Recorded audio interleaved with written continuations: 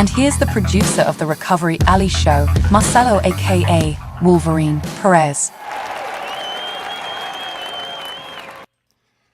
Well, welcome to another edition, and I know that Geoff's looking at me right now, giving me that dirty look, because it's Marcelo, producer of the show.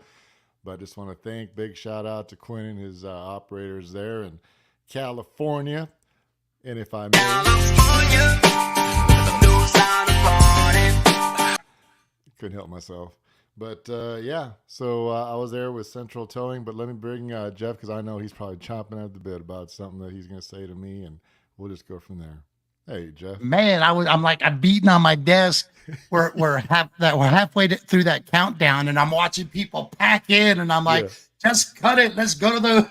Yeah. Anyways, you had a trip out to California. How was the weather? Yeah, man. You know, went to Quinn. We were preheating in Texas last month. We're on freaking broil right now. Oh yeah, I'm dying. Yeah, the weather was nice, man. I went to his location on Fremont and Tracy, Livermore. Great bunch of operators, man. I had a great time, and we're going to be doing their website and marketing them right. And so shout out to you, Quinn, Matt. Bring them on to the family. Bring them on to the family. Absolutely. So absolutely. Yeah, we've got a man. We've had a lot of good people on the show. I'm going to tell you what the lady we have tonight, man, she's on fire, just on a move. She's been doing this stuff for decades. Matter of fact, I'm looking at the sheet. I'm going, man, how does she? Before the show, I'm like, how do you do it? You know, I mean, we have none other than Angela Roper, Wonder Woman, on the show tonight. So let's not wait. Let's go on and bring her in. All right. Y'all take care. Be safe out there. Yep. Hey, Angela, how you doing? Do you like that? Wonder Woman. Yeah, well, you know what? If you look at my phone number in there is Wonder Woman. I have Wonder Woman socks. I have Wonder Woman underwear. Okay, I don't need to know that. That's too much information. And why would you have female underwear? That's another conversation for another time. Looky there. There's old Quinn.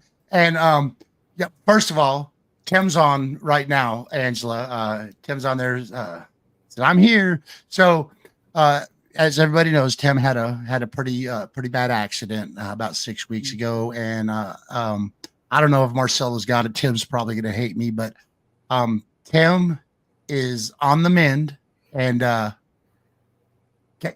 let's just go on and run it, Marcelo. First day up on his feet in 6 weeks, folks. All right, here we go. Our first stand in what, 6 weeks? 6 weeks. All right.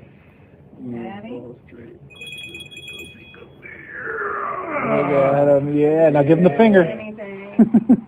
There it is. There it is. Anyways, Tim, glad you're on. And Angela, from myself and Southwest Tow Operators, we want to thank you for stepping up and helping out while Tim's out recovering. We hope to have him back in the saddle here real soon. So Angela, wow. This is the light side we're fixing to talk about right now. So right now, Angela is the executive director, which if anybody knows anything about being an executive director of a towing association, you'll get this. See, Arizona, Georgia, and Connecticut. You couldn't even keep it on the same coast. I like to be difficult. But it's crazy. Former executive director for the museum. Mm-hmm. You've been in everything. One thing I've noticed, and it's everything towing. Okay, you're everything towing. Mm-hmm. So Recovery Alley is everything towing. So you are literally what the show's based off of. Real big into training. Oh yeah. Real big into. I mean, you were a big player in Texas when this stuff all started with TDLR. A lot of the stuff people are still using came from yourself and other people back in the day with the associations. You're even, you worked your way, third vice president, TRAA, one of the national associations. Tow Woman of the Year. Yeah. I mean, just Women's Towing and Recovery Association Board. Yeah, I mean, you've done everything. So what? All right, this is going to be an easy question for you. What? I mean, what does it take to be an executive director? What are some of your key jobs with these associations? Wow. What does it take? Obviously, a woman with grit, huh? Well, it is the towing industry. And if it was someone that's not in the towing industry, they can do the job because it's a business and they're running a business. But to put that personal and connect with the people and talk the language, if you're a tower and you're a director, it just bridges a lot of gaps for me. I think you have to be really motivated. I think you have to have a goal in mind. And for me, I have a lot of energy, and that's how an organization helps a lot. I wouldn't be able to do it if I didn't have that and know where things go. But I got into this only because my good friend Clarissa Powell, the editor of Tow Times, said, I got a guy thinks that, they can't afford a full-time director, but they'd like some help, So there we go. That was my first one. That was Tennessee. So looky here, we got Tess. Tess is on board with it. We got Tess Anderson. We got two-wheel tow and transport here. Mm-hmm. Tamara Marshall. Everybody's coming in. Man, you're packing them in tonight, Angela. You're packing them in. So we talked a little bit before the show, and you've already put I had to take my socks off to count how many times you put me in my place, which is a difficult job. But what we want to talk about tonight, we talked. I live and breathe the towing industry. I told you my story. Literally everything I have and everything my kids have has come from the towing industry. So I want to do my best, and I want to do my part to protect, make the industry better and make it safer.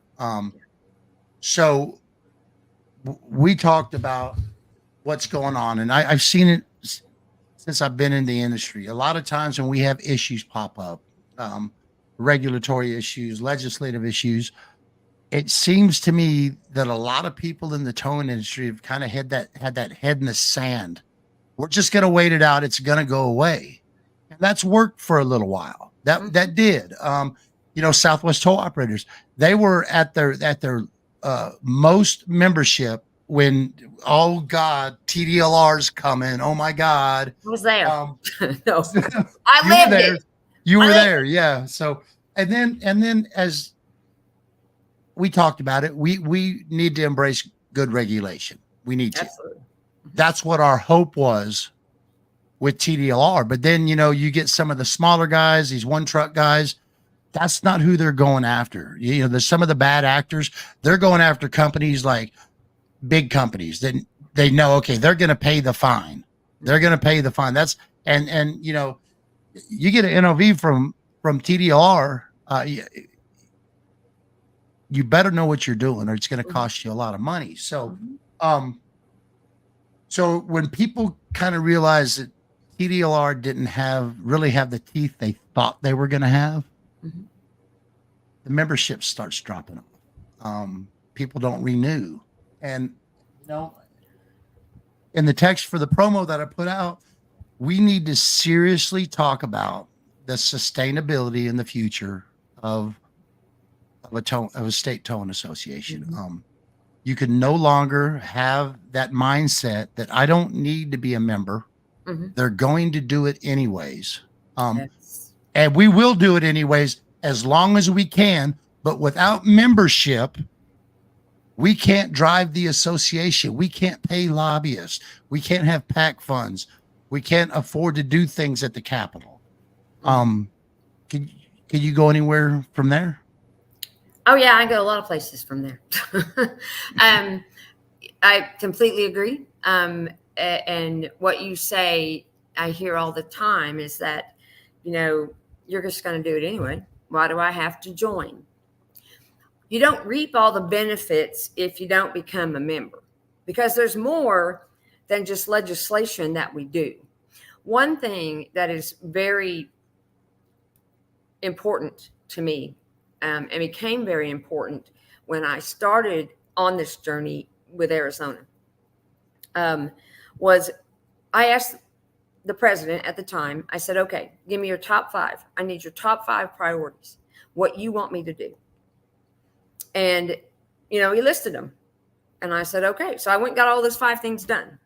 So the association started getting more membership, more things. And because, I'm fortunate and I am so thankful for this industry. And the people, I can make me cry. The people in this industry, God, they're so good. And they're such a great family to have, that it's who you know, and you're able to get things done. And that's a good thing and that's a bad thing. But back to the 5 things, when he was starting on this, and then it became, we need better relationships with our government agencies. And that is something that's very important to me, because that's how you get things done. And if you bridge those gaps between those two, then you start to get somewhere. And that's the portion that everybody who says it's going to get done anyway, that's the portion that they miss out on. Because we have built great relationships, especially here in Arizona, with every government agency. We have quarterly meetings. They come to my meetings and they speak. They come to whichever meeting I ask them to. So it's things like that when people say, why should I join? Well, legislatively, you're going to get this, but you got to get all this other stuff too. How about a discount on your tires that's going to save you thousands, or medical insurance that's going to save you 18 grand a year? Things like that. So I think that that's a huge part. And I think that's where associations miss out, because if they're leading with, I have a lobbyist, our association has a lobbyist, we have a lot, whatever you want to say, that they are thinking that that's the only thing that's going to get them. And you will get a lot of people that way, because, they're biting off what you're feeding, but they're not going to stay. You don't have that. You don't have the extra stuff. And I think that that's where associations lack. I think it is it's just sad. Southwest, I know that we've got a lot of our associate members that provide some really good discounts on stuff if you are a member of the association. I mean, we're doing the Southwest Operators doing the new the digital marketing deal. And, if you're an executive or a premier member, I mean, and people don't realize it till it's gotcha. But Marcelo could go in, and if a lot of people are getting their Google My Business hacked and they're getting it taken away. And so, or you just call and have Marcelo look at it to make sure it's set up right, so you're getting the right algorithms and everything with Google. And for an executive or a premier member, that's free. That's free. So, and you look at and we talked about this. You look at the, I mean, I don't know what it is in with associations that you're executive director of, but I mean, a lot of these associations are $250, $500 a year. Oh yeah. And I told you my answer to that. I mean, I know for a fact that there have been people that have went out and blown more than $250, more than $500 on a steak dinner and a night of drinking. So if you can go buy you a night on the town and everything, you should be able to afford $250, $500 to protect your baby. That's what it is. It's what provides for you. So I have a hard time. I know the economy's not the best. I got people calling me from all over. Hey, are y'all busy, man? We're slow. We hadn't had any big truck stuff. And it's like, that's where we're at. We've been there before. But again, if these state associations cannot get the support from the industry and the membership, I'm wondering how long they're going to be able to last. We just had Joe Blanc from he's out of Tulsa, Oklahoma. I wonder if Joe is a member of the Oklahoma Wrecker Owners Association. Joe, are you a member of the association in Oklahoma? Just wonder if you'll answer me that. Anyways, and does every association have a executive director? That's where I come in.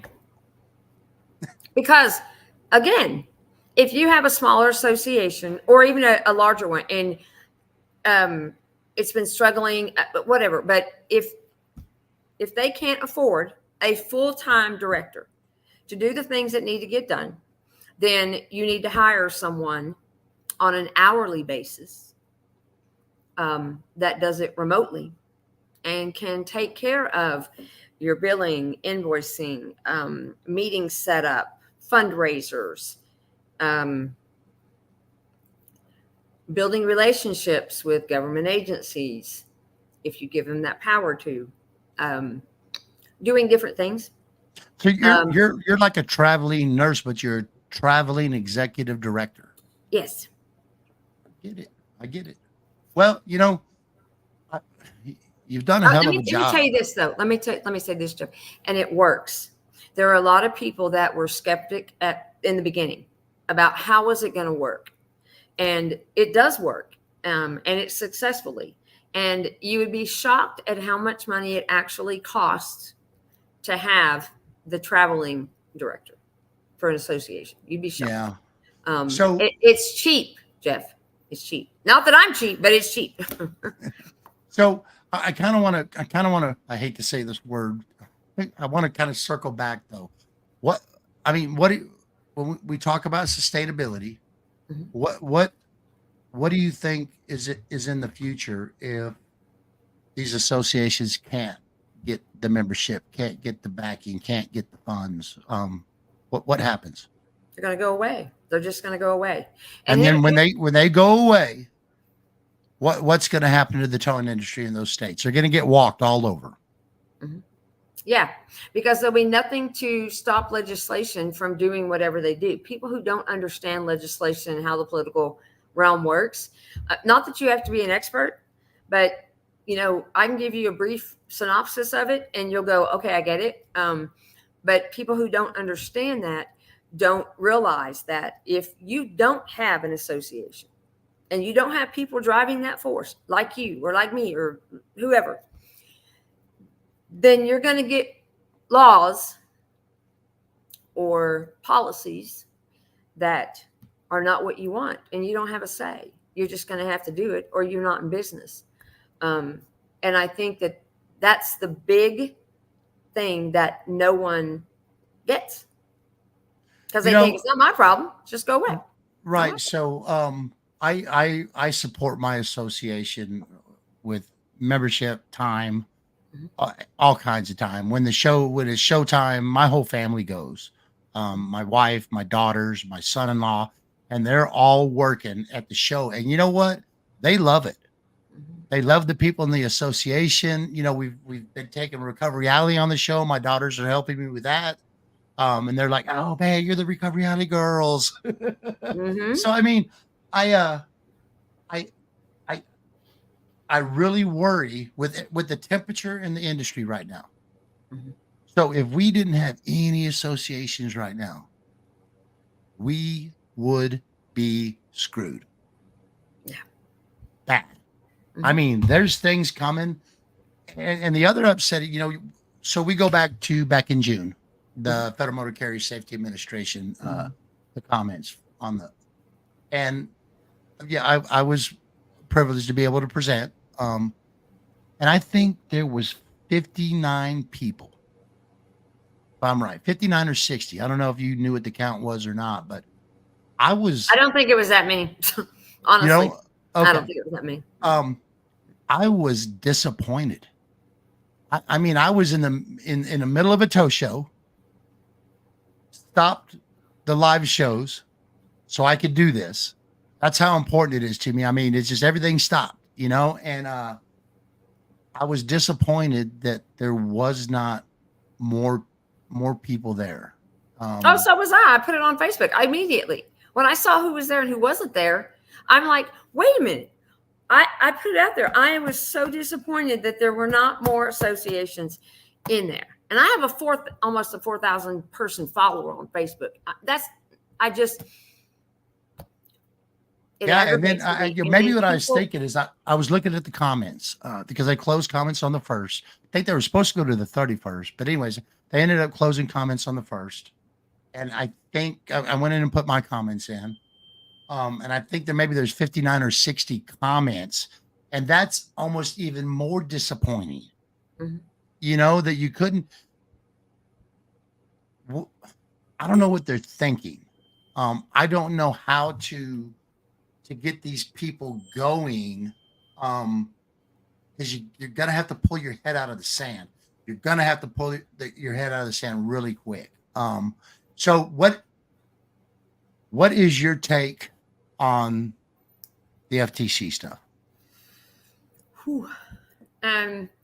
I think that if we don't have a voice and a say, let me say this. I was really impressed, though, and very appreciative of FMSCA and DOT for meeting with us and listening to us. They asked questions. They were engaged. It wasn't just like, we have to be here, so we're just going to whatever. That wasn't the case. I think we flipped the narrative. I think Pete Buttigieg came out, but I think we successfully, with Ron getting up there, Bill, everybody getting up, talking, presenting, virtually, I think we flipped the narrative by the time we were done, because they realized this is a very intricate problem. Mm-hmm. Here's what I think needs to happen now. They put out, one of the Landline News put out a article yesterday, which wasn't very good and shiny on the towers. It did go through and explain, and personally, I think that even though, and we know we have, magazines, but I think that the magazines that we do have, or government agencies, whoever, associations, need to step up and put something out there now. If they're the only ones talking about it and we're not, there's a problem. And so I think that we need to be proactive on that. And not just to our members, but put it out there where they can see it. Send it to your trucking associations. Send it wherever you need to get the point across that we do have a voice. We are here to stay, and we're not going away. I don't know what else to say. But if we don't fight, we're not going to win. And I don't honestly, I don't think we're going to win this battle, but I think we're going to be definitely in the race. Because I think that, although a little late, things are happening. People are engaged now, and they know that we are going to have a voice, and things need to happen that way. So, it's going to be interesting to see what happens. I was talking to Geoff Paquette. He's in Georgia with Southside. And he was up at the Miller rotator training a couple of months ago. 160 people in the room. And John Hawkins asks, so how many people here know about the FTC rule on hidden and junk fees? Including Geoff. 5 people raise their hand. A room of 160 people who make their living in the towing industry. And 155 didn't know about it. So, and that was just a couple of months ago. This started the second week of February is when the fire started raging, and there's still people I talk to today that don't know about this rule. And they're not going to, because we're not doing a good enough job putting the information out there, and we're putting it out to the wrong places. Not that information is not going out. It is. And I see it, but I'm not the one that needs to see it. Everybody else does. So we need to do a better job of targeting where that needs to go. Social media, TikTok. I'm telling you, if you're not on there and having a voice, you're not hitting. Now you're just going to, a lot of people are just going to hit drivers, but informed is informed. Drivers tell owners. Owners go and look on the computer and look it up. It's a pattern. But if the associations aren't doing their part to share it with their members, and doing the blast and sending everything out, it's not going to get out there. And that's why they don't know. We got you got to look right here, Angela. We got Ron Parrish has joined us. Hey, Ron. Ron has joined us. Ron's a loyal fan. I think there's only been one show he hadn't been on. He's always there. We appreciate having you, Ron. I appreciate Ron. He does a lot. He does. Yeah. He does a lot that people don't know. I will say that. He does. Oh, yeah, you know, we go back to the TOE 401 days and the stuff that went on there, and the man kept grinding and brought everything back, and Ron has some of the same problems that associations have. Ron's always looking for somebody to sponsor, help out with TOE Force Net, and it's not free. Ron does most of this, and him and his brother do most of it on their own. PD's all right, guys. We need everybody to go to TikTok and go to TOE Force. Is that what it is, Ron? Is it TOE Force? What is your deal on TikTok? But we need he's going to put it here in the chat in just a second. We need everybody to go to Ron's TikTok. He needs 300 more members. That's only 300 members, so he can actually go live on TikTok. Gosh, I wish there was a way. I have to figure out a way to link him to do it, to help him, because for some reason I have an enormous amount of followers on TikTok, and I'm like, wait a minute. Oh, there's Quinn. So looky there, Quinn Piney. This is why we want. I'm very slow, Angela. This is why we want to welcome. Oh man, here we go. Well, welcome to the board of the National Open Commerce Safer Highways Coalition. Thank you, Angela. And so you're going to be helping us out with connecting to the states. Kind of like a association liaison or something like that. Well, I'm excited. I know Barbara. So Barbara's a fire. She is smart as a whip, and I think we're lucky. Wow, man, I'm excited. You're gonna come put us all back in line, huh? I don't know about that. Well, anyways, so I guess I'll be seeing you here next week, seeing what we're gonna roll out and how you can help. We talked about social media and TikTok, and Ron still hadn't to see. Then it can go live. Oh, did he go? Yes. Whoa, Ron! That'll be good. Oh, Ron, you're stepping on my toes, man. All right, TikTok, it's TOEZone, TOWZONE on TikTok. Ron Parrish needs 300 more followers to be able to go live on TikTok. That's a big thing for something like that. Oh yeah, especially for him for that. For TOEZone, yeah. So when we talk about social media, I don't know how much you've been told. So when it comes to the coalition's Facebook page, I mean, I can get a lot of reactions. I can get a lot of stuff on any page, but we've been shadow banned. It is so. I have spent thousands of dollars on boosts, ads, any avenue that I could try, and it's really disappointing. I could have hundreds. These shows, we might only have 40 or 50 people on when it's live. I mean, the promo for this show got over almost 5,000 views. I've got up to 12,000 views on a show before. That's good. So my numbers were slacking. What's wrong with y'all people? So I want as to be the much $12,000 person. I mean, the 12,000 person. as much as I push, I don't, I've got TikTok set up, so I need to go there. But anyways, so we need to get back to the association thing. So you 100% believe that if we cannot work on some way to get membership for I'm all the state associations, that there is a very good chance in the very near future that some of these associations could dry up. Although, definitely, yeah. If you don't have membership, it's going to go away. And then, there's another avenue. If we're talking about associations, there's another avenue. The associate members, and we have to always be conscious of them. And it's not about just what they can give us. And that's something that I had to learn very early on. This is a give and take business. And I had to really listen, because I just thought, they're just doing for associations. And that was what they were supposed to do.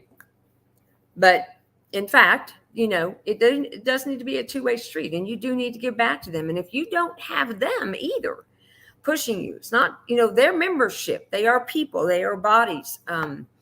And I think that we need to, I think associations there should be a template for an association. Honestly, maybe I should. We're waiting, Angela. We're waiting. Maybe I should do that, and then I wouldn't have to do any of this anymore, and I could just go retire in freaking Wyoming. I'm onto something.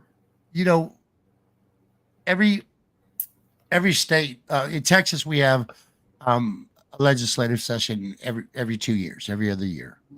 There are some states that have like a full session and then a mini session the year. So, the other important thing is, I get what I found, and I'm not telling you anything you don't know. I have so many people call me. I get a lot of calls on the move over law.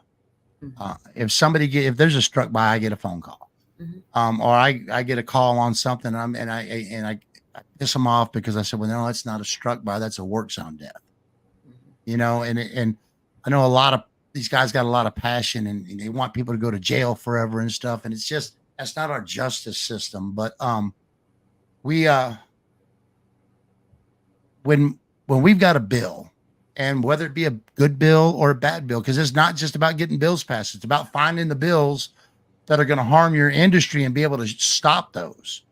So when we have those bills pop up, I remember 2000. It might have been 2017, 2019. We were doing some stuff for the move over law, and you look in the committee room, there's everybody standing there with their high vis shirts, their safety vests and stuff. And they knew we were there. They knew we were there. And that's what it takes. If you can fill a committee room with 30, 40, 50 people in the industry, and they can look at them and know these guys are towers, it makes a big difference to have these people. Now, some people don't like to get up in front of a committee. Well, I mean, you can go outside and you can vote for or against whatever we need to do. And if you do like to talk, like me, I'm going to sign up to testify, because I want to be heard. I want to tell them the story, because that's one of the problems. Is a lot of these legislators don't understand what we do. They know there's a wreck, they know there's a tow truck, and then everything's back to normal. But they don't understand what we do and what it takes to do what we do. I'm going to tell you something that I did on my comments to the FMSCA.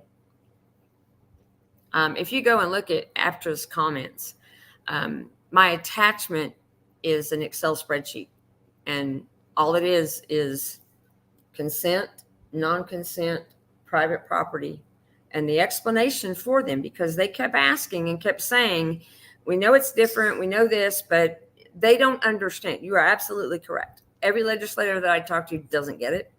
But the Excel spreadsheet, and it was simple, and it was only because somebody's got to do it. Somebody's got to, can't just expect them to know. So it's just there. Whether they look at it, whether it does any good, I don't know, but somebody needs to say it. I know that one of the questions I was asked is the difference between consensual and non-consensual. Because this rule, and there's some misconception. There's light duty companies out there that don't think it's going to affect them, and they are sadly mistaken. There are probably more predatory towing incidents in light duty than there even is in the heavy duty world. So they're coming after consensual, they're coming after non-consensual, private property, incident management. They're coming after everybody. And it doesn't matter if you're light duty or heavy duty, that $51,000 fine could be devastating to a lot of companies. Oh, absolutely. I got to plug my cord in. Hang on. Plug your cord in. At least she's prepared and she had a cord. Oh, you know, Ron, it is, and it's sad. It's never been really great, but I mean, where we're at today, I think fragmented is a somewhat of a definition. I think it's worse than fragmented, but you know, this is a point in time when state associations need to come together. We need that guy that you don't like. You're just gonna have to put things to the side right now. There are some people out there that some other people don't like, but they're really good at doing stuff. And sometimes you got to do something for the greater good. You got, if you don't bend, something's gonna break Every day. So I live that every day. I just, like I said, I'm tried and true with my association, and I can't see why somebody. So what about all the phone? I mean, I don't know if you deal with this. Do you get a bunch of phone calls from people that are like non-members and they're asking questions and they want to answer from you and stuff? And it's tough to, I mean, this is what's bad, because if you're really for the towing industry, you're going to help them. Mm-hmm. And then you're sitting there and it's like, well, are you a member? No. Well, I mean, hey, we'd love to have you a member. And then here we go. Why? You just answered my question for free. Mm-hmm. You know, so I mean, how do we change? What's our avenue to change these people's behavior? I mean, you could tell them all the time that the member benefits, the discounts. You know, we've got an attorney with our association that is a great help. Mm-hmm. And they are coming. Yep, Ron, they are. They're coming after every size towing company. They are going to do that. But I mean, Southwest Tow Operators, there's, if people really look into it, there's a lot of benefits. Matter of fact, real quick before Tommy slaps me, we're talking a little training real quick. In October 4th and 5th, up at Tow King and Waco, Gary Hoffman's place, we got our heavy duty level B training. Of course, the legend himself, Mr. Bobby Tuttle, CRIT, will be leading the course up there, and we got some exciting news when people get up there also. Marcelo, you flash up that flyer. Are you sleeping? I think he's sleeping. Anyways, check out the Facebook page. We got all the information on there. You sign up now, you get a little bit of a break. We hope to see you all at Tow King of Waco in October. Did you see the little spot on Gary Hoffman? But the zip? Yeah, go to check out. I did. Yes, I did. Yes, I did. Really good spot. There's James. There's your boy. There's my buddy. James Bennett. There's my good buddy. So James, I was talking about you earlier. Yeah, we were. It was terrible. James is a hell of a man. I told you this before. He's who grounds me. When I'm getting a little out of line, James kind of, he's my shot caller. I'm going to tell you, there are very few people in this industry around this United States, because I have a circle and my circle is very small, and that's intentional. He's one of those people. If I was in, let's say, Maine, wherever, I don't care, Dominican, wherever I was, if he called me and said, Angela, I need you now, I'd be on the first plane. I wouldn't ask questions. I'd just get on the plane. Angela, we're hoping soon that James is going to have his own jet so he can just come pick us up. Now we're talking. Get rid of that buffalo. We might be able to. Ron's got a comment right there. Bringing back industry participation is a key to focus on and moving forward. We've got to, and you're exactly right, Quinn. Relationships is what it's about. I mean, networking. There's so much we could do together. But you can't take an association with a board of 6, 8, 10 people, and expect them to do everything. And we do a lot. I mean, being a board member is a voluntary position. There's things that need to be done, but that's who's steering the ship. So y'all can sit out on the balcony and drink a margarita while we drive the boat. We keep your business safe and we protect you. Although I will say this, if we're talking associations, then let's talk about, one of the biggest issues that I have, and I'm very upfront I'll say in Arizona, I'm very upfront in Arizona, that I believe, and I make it known that if someone wants to be on the board, we want everyone's help. We really do. And we need it. No matter what association it is, they're always going to need help. But my problem is I don't do placeholders. It's not a resume builder. And there are many people in this association who use that. And that angers me very badly. In the association world. Yes. Yeah. That Okay. angers me very badly. And that's probably not proper. But I get really angry. I'll say that. At people who do that, because it's a waste of my time. And we have much more important things to do than deal with someone who is not engaged and not willing to help. I don't need bodies. And I think that most directors or most boards on here will say and agree with me when I say that, because, it's just a waste of time. So if you're not really engaged and willing to help and have the goals and the same beliefs, or similar beliefs, hell, you don't even have to have the same beliefs. Let me say that. But participation, be involved. I don't care if it's small. I don't care if it's anything, but your state needs an association. Your state needs someone to drive that association, whether it's a director or a board. But in my mind, and it's not because I am a director, but I believe that if you're an owner and you're on the board, you're still an owner, and that comes first. And it's my job as a director to make sure that you can go and do that. And that if I need to call you or text you or email you, and keep everybody in the loop, I'm good. It's good. But sometimes that doesn't happen. Every state is different. And that's probably, that's the part of my job that is the most difficult, is I have to not only do what they want, because I'm a la carte kind of a deal. You know what? You want me to do this? You want me to do this? We're going to add that in, and that's what I'm going to do. If you want to change that midway through, I'm good with that. We'll change the agreement and we'll go. Because, like I said, I'm an a la carte kind of thing. I can do your billing. I can build your relationships with your government agencies. There's a lot of different things that I offer to do. And every director may not be like that. You may just want somebody to push paper. I'm not a paper pusher. You don't strike me as a paper pusher. I can tell you that for sure, Angela. For some reason.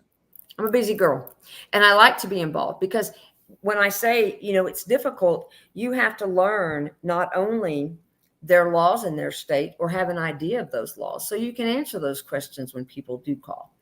And you also have to know how the board works. You will have people that are more vocal, and you will have people that aren't. You will have people you can go to. And anyone who's on here that's ever been in an association or on the board knows that I speak it. So this is nothing new. I haven't reinvented a wheel here. I'm just doing what needs to be done, serving a purpose, because that's how I got started. Right. Is that, somebody needed something. And as an industry and as a professional in this industry, I'm glad that I could be that person. I mean, you definitely come with a wealth of knowledge. So real quick, what are your thoughts on multiple associations in a state? Woo. I want to tap on that one. I was there when let's talk about Texas. I was there when that all happened. And I will always hold TTSA near and dear to my heart. I started with them. I had the best mentor I could ever ask for that taught me what I needed to know and showed me the importance of an association. And so I will always hold them near and dear. But at the time I was a director, I didn't agree with what caused the other association to actually get started. And TTSA raised their dues to an outrageous amount for me. I mean, I thought at the time, back then, I thought it was. And I'm not bashing TTSA because many state associations do it. But I think that they didn't listen. When your association is the majority of 5 trucks or less, then I think that when you raise dues and you know that people in 5 trucks or less are going to struggle to do that, and your answer to that is not right, then it does cause that. And I'm going to say that Dan, the man who is, there's a lot of people responsible for Southwest tow operators, but I'm going to say that Dan did the work, and Messina. He wasn't alone. He did the work, and I watched it. I saw him. He was motivated, and I believed in the process that he did. Now, I wasn't the director of Southwest tow operators. Let's get that out there. I was the training coordinator. So I did all the whole training thing when we put training in through TDLR. But to answer your question, I think it splits an industry. And I think that people in this industry, and I hope everybody out there is listening, that you take the personal side out of it. If you truly mean to be a part of that association and to do good for your industry, it can't be about who's doing what and this person's on the board and that person's the director. You can't do that. Associations don't work that way. It's not gonna work. So when you have 2 associations and that splits, now you have all the people that don't like these people over here in this association, and these people are in this association, and then some people join both of them, and then it splits it. And now you have people that not that we shouldn't have variety. Okay, you should. Competition is a good thing. Competition is a good thing.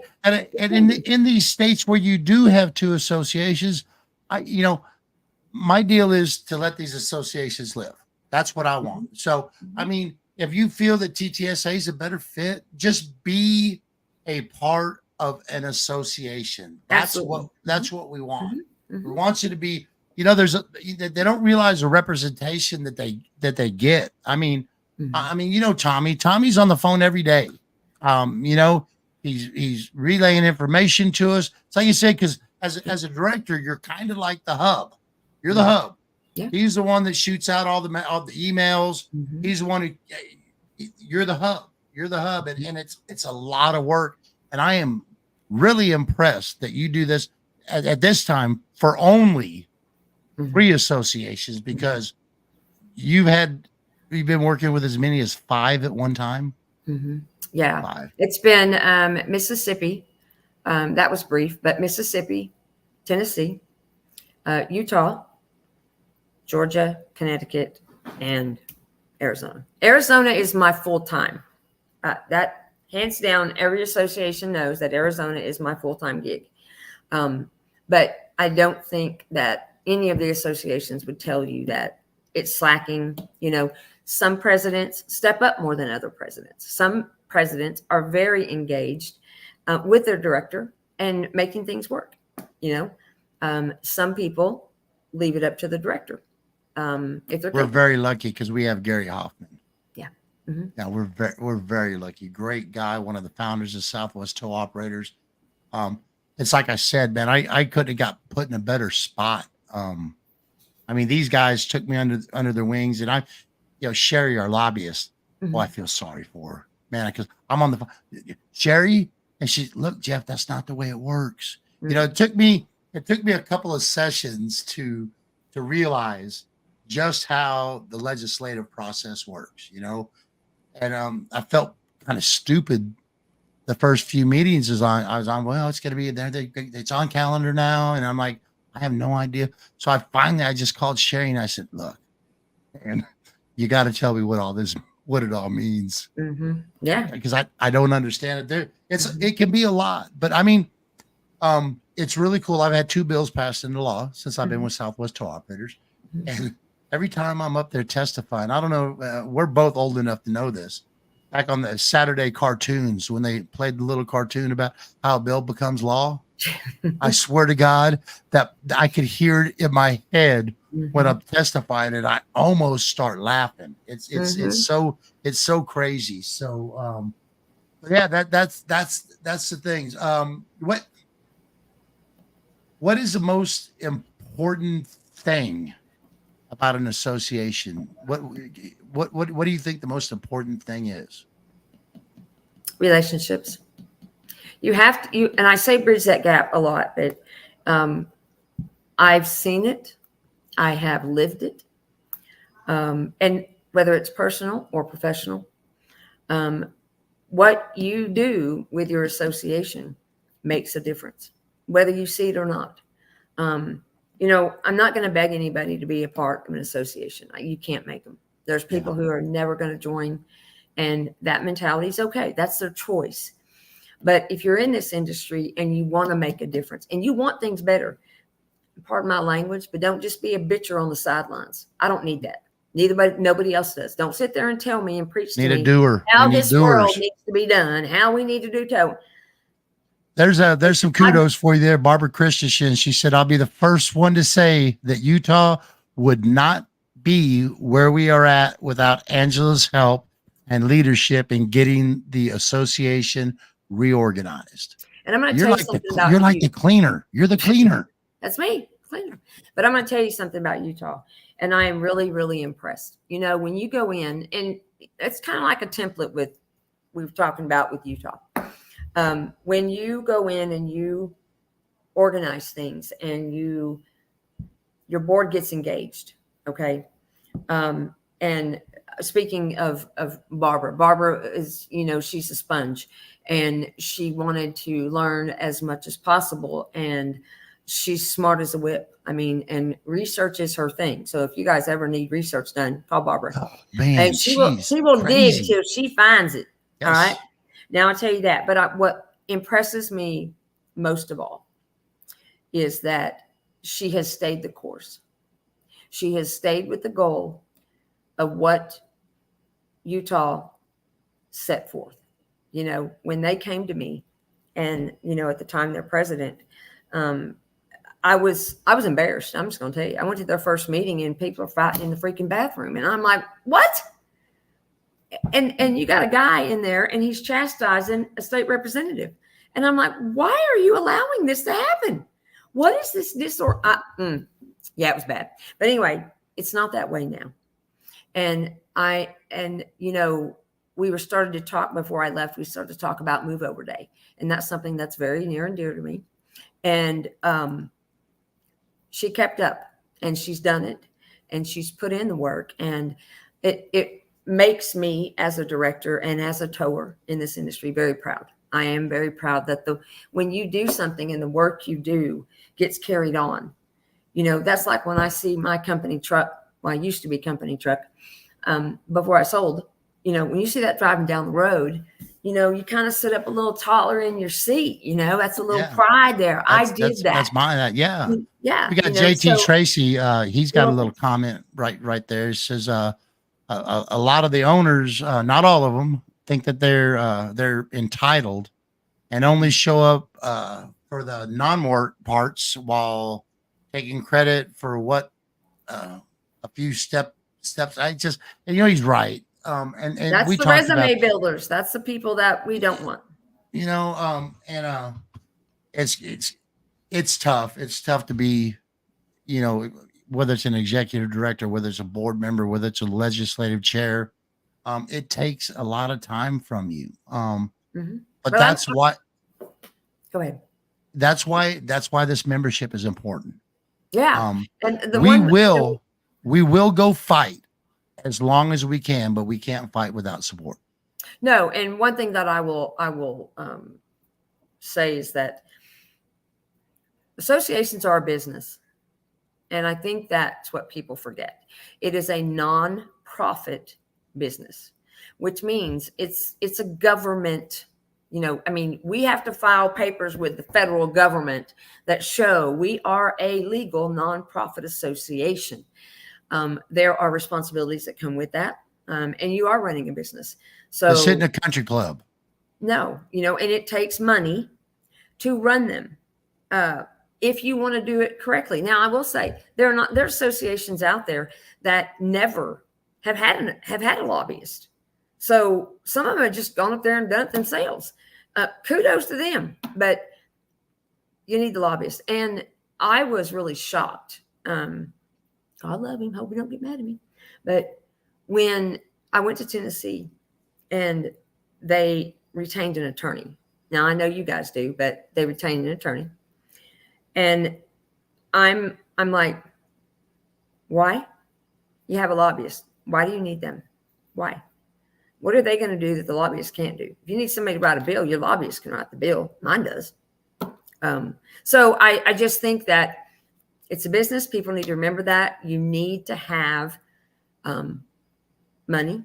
And whether it's spent on the director and you have to pay that director, or it's someone. Is that your daughter, Lisa? Is that your daughter? Yes. And she grew up in this business, so she knows. She knows. Mom's a go-getter. Mom's a go-getter. Oh yeah. I missed a lot for that kid, because of that, industry. Because of the industry. Yeah. I'm 28 years in. And that's that it doesn't seem, I'm thinking 5 or 6 years, but the wrinkles don't show that. I always tell people that the record years are worse than dog years. But yeah. So man, Angela, I appreciate you giving us some time. I really look forward to working with you with the coalition. Everybody, the National Coalition Open Commerce Safer Highways. Go check out the website. Hit that donate button. Anything helps for the fight. The coalition. It's all voluntary work. Everything's going to our lobbyists and our legal counsel. We're fighting hard for you. There's some big stuff coming up. Everything's getting to the right place, I think. So it's going to be, go ahead. I do think that for the people that are on here, I don't know, maybe everybody does know what NOSC was formed for, but maybe they don't. So maybe we should tell that. You don't have time, but whatever. Well, so the National Open Commerce Safer Highways Coalition, it's a group of industry leaders, a lot of good people. We got 3 American Towmen of the Year there. We've got a Hall of Famer on there. And then you don't get to those places without doing something for the industry, kind of above and beyond. So we wanted to make sure that the towing industry has got boots on the ground in Washington, D.C., watching what's going on. And Angela, I'm going to have to leave it right there because I start getting. I'm fixing to address something here in a week or so that I feel very strongly about. I'm just getting all my ducks in a row. But it's like I said, I thank you. Southwest Toll Operators thanks you. Tim thanks you. I've heard so much about you. Again, I look forward to working with you. Are you going to be able to? You think you're going to make Baltimore? No. You're not? Okay. Just curious if we were going to see you up there or not. I haven't been to Baltimore in a couple of years. Yeah. I've got to go. Well, I got a little thing I'm going to do up there. So pretty proud of it. But anyways, again, I look forward to working with you. I think you're going to be a really good fit. We got Barbara, we got you. You're just a good fit, and I appreciate you taking the time to join us to fight this stuff.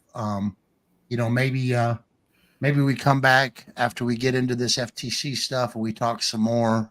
When I can talk a little more freely out there. But again, I appreciate everybody watching the show. Angela, I appreciate you. Again, check out the National Open Commerce Safer Highways website. Hit that donate button. Everything counts. And hey, y'all, remember, we'll see you on